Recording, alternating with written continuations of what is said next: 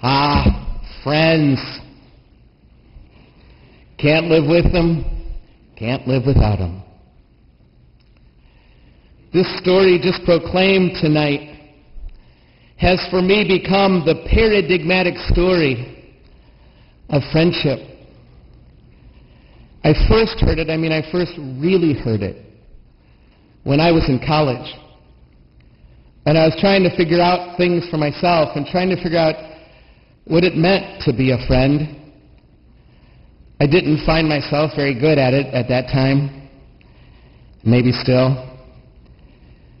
But I was struggling with friendship. It was just a really hard time for me in friendship. And I heard this story, and I heard it like for the first time. And to this day, all those years since, it is the paradigmatic story of friendship, of what friendship means, and why it's so important to any emerging human life at any age and the stuff of grace. These two friends are traveling together, and they're talking. They're talking about many things. They're discussing the stuff that's been going on in their world. They're exchanging ideas. They're trying to figure out life and trying to figure out what all this means during this conversation. Is there any good friendship that's not based in conversation? The honest and the real and the free exchange of thoughts and of feelings, of hearts, and the sharing of hard times too. They were both sharing a deep sadness. Downcast they were. Their dreams had been shattered, you see, and they just lost, both of them, a very good friend and a hero. A hero. Friends are together in sadness, aren't they? You've all heard the old saying that friendship halves our suffering and doubles our joy. It could not be more true. And it's also true to say that there are times when friendship doubles our sadness and halves our joy. Times like when we don't have it figured out, each of us. I don't have myself figured out, and I certainly am not being very good at figuring out my friend. Times when we set up these boundaries and have expectations about what it means to be well together, and we break the rules. Times when we find ourselves quite lonely and just missing that good friend.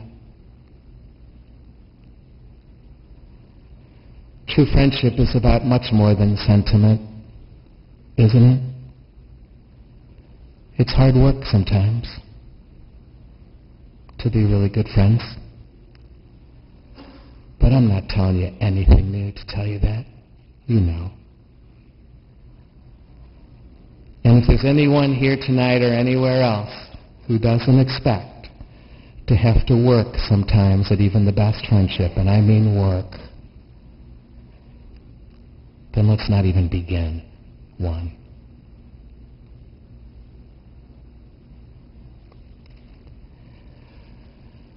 On the anvil of friendship is forged. On the anvil of friendships, especially in difficult times, on the anvil of friendship is forged the virtues. It's where we learn how to be honest, women and men, because our friend's going to bust our illusions and call us out on our deceptions and our lies. It's where we learn how to be women and men with integrity, because if we really love this person, we don't want to let them down. And we don't want to live a double life. We want to be real. We want to be who we are, that with them and everywhere else too. On the anvil of friendship is forged the virtue of humility, Because it won't be long in any good friendship before we find out that we cannot control this person and we cannot make them make the best choices, and we're not going to do it either. And we'll find out again and again how wrong we are, even about love. On the anvil of any friendship is forged what it means to be faithful, to stay even when it doesn't feel like it used to feel, and forgiveness. Forgiveness too. In any good friendship, you and I are purged of our ego, purged of our pride, and in that friendship we better learn how to share power, because if we want to have power over our friend, it will destroy the friendship. If we don't learn how to be mutual, live in mutual and in shared powerlessness, there will be no friendship, ever. And that's really, really hard to learn. And then there's the letting goes. There are missteps and there are misunderstandings along the way. Painful moments, that try our patience, that intrude on our work, that hurt us, and it's us hurting our friend. Always, always that will be true. But I have to say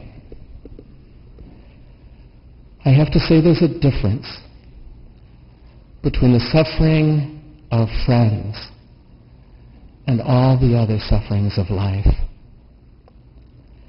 And I would say it's this suffering of friends, that is amongst the most redemptive suffering you will ever know in your life. It will be the kind of suffering that has meaning, and it will be the kind of suffering that transforms.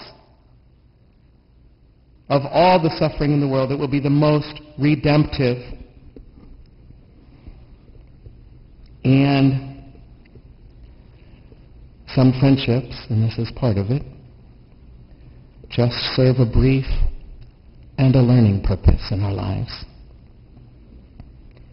Even friendships that last 4 years.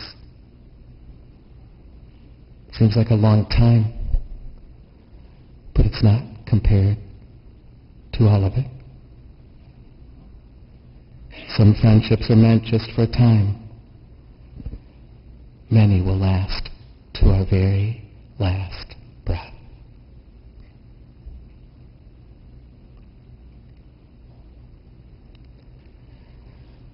No achievement in all the world is worth more than the achievement of friendship. No degree, no career path, no amount of money, no prestige is worth more than the mystery of strangers becoming friends. And I've seen firsthand too often what happens when those priorities get screwed. Sorry. Both. And I've seen whole families destroyed when those priorities don't stay right. None of it matters more than becoming friends. And any achievement of friendship is really never a once and for all time achieved thing. Oh, it can come suddenly sometimes. But more often than not, it constantly emerges slowly, like a dawn to dusk light at evening time, when you don't even know it's on yet.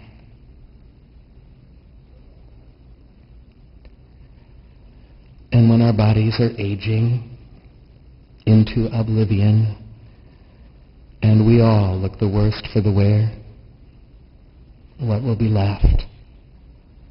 What will be left in the end is just friendship. Our best and our closest friends.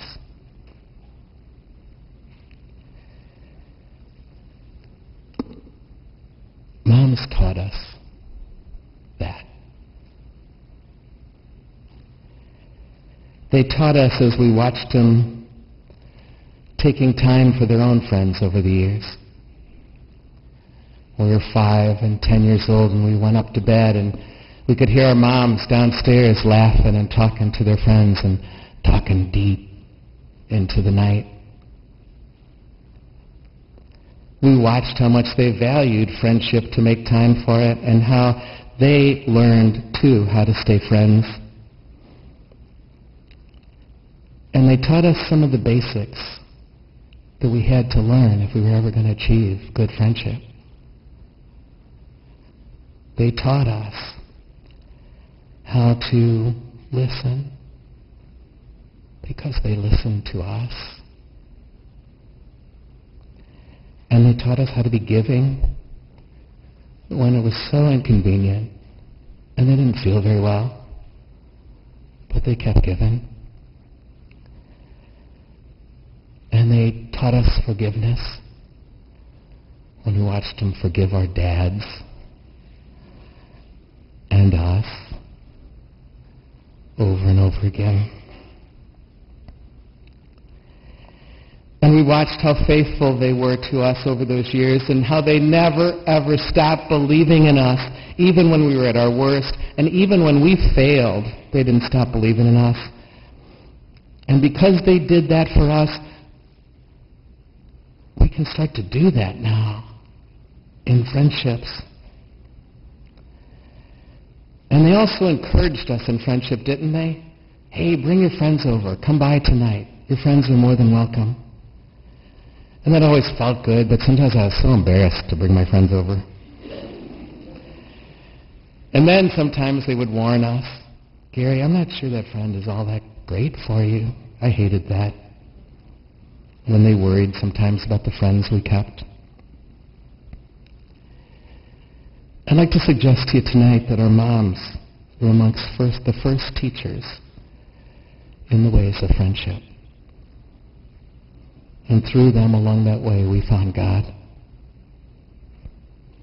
And I got to tell you quite honestly, it wasn't until I was trying to put this story together with Mother's Day that for the first time I saw how much my mom taught me about friendship.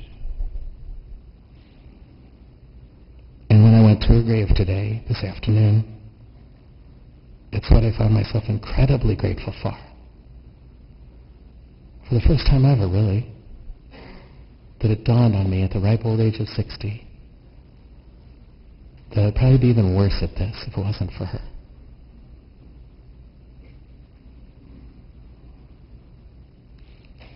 And now I value it more than anything else in the world.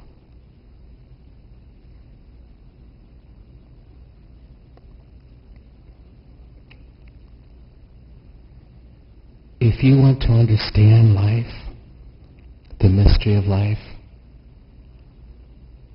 then look at any good friendship, you guys. All the mysteries are there. The mystery of suffering, the mystery of evil, the mystery of death, the mystery of life, the mystery of sexuality. It's all there in any good friendship.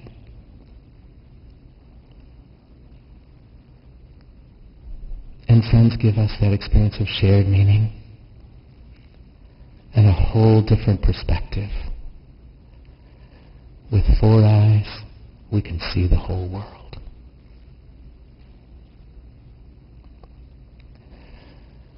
Who is it? Who is it who stands beside you, who believes in you, who dreams with you? Who is it who laughs with you and cries with you and walks with you through the good and the bad times? Who is it who teaches you and challenges you and inspires you? That person is your friend. And little did we realize that while we were becoming friends, we were becoming Christ. Little did we realize that while we were becoming friends, we were learning Christianity. We were learning about a God who is love, about the fiery and fierce love of triune God blazing up right here when I was with my friend.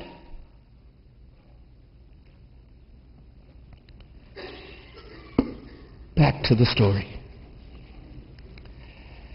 These two friends are traveling together. The day draws on. It's almost night. And one says to the other, "Stay with us. We don't want you to leave." Isn't that what friends say to each other? Friends don't want their friends to leave. They want them to stay. Please stay. And then they break bread. How many meals have you shared with your friends? Bread broken, conversation shared right there. And then the line that I have never forgotten since college, and it has stayed with me as one of my favorite top 3 lines in the whole Bible. Were not our hearts burning inside of us along the way?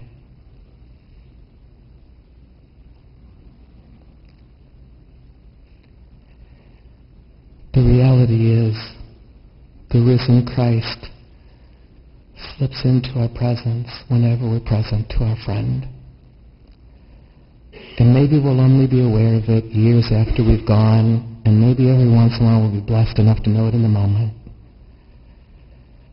But it happens in every conversation. Isn't it true when you were with your friend? Was not your heart burning within you?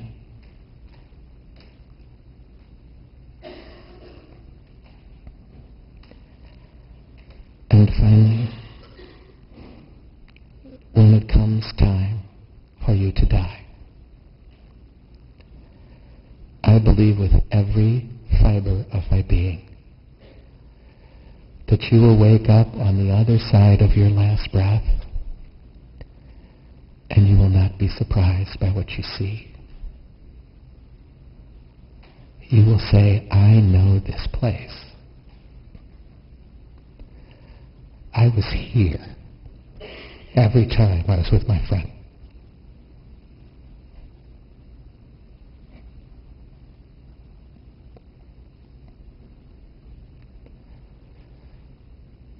No achievement in all the world is worth more.